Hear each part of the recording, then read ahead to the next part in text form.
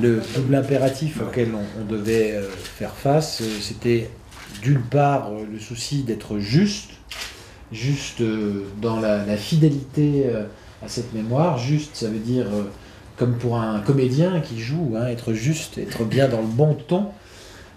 Et ça, c'était relativement compliqué, précisément parce que le sentiment de ceux qui ont vu leur vie libérée à partir du 21 novembre 1944, eh bien, ce sentiment était très mélangé. Beaucoup de femmes avaient leur mari qui était encore prisonnier, d'autres avaient vu leur fils ou leur frère arrêté par les Allemands et conduit en Allemagne. Je rappelle quand même que dans le secteur, c'est plus de 2000 personnes qui ont été arrêtées de la sorte.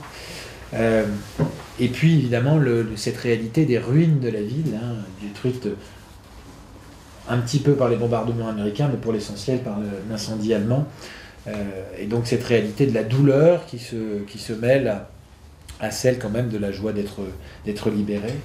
Et puis le dernier impératif, le deuxième impératif qu'on avait concilié, évidemment, il était budgétaire, puisqu'on est dans une situation, et là on revient au présent, on est dans une situation qui est complexe sur le plan budgétaire, et donc il fallait essayer de faire à la fois quelque chose de juste, quelque chose d'ambitieux, et quelque chose qui ne dépasse pas les moyens de la ville tels qu'ils sont aujourd'hui, qui sont relativement limités, il faut bien le dire.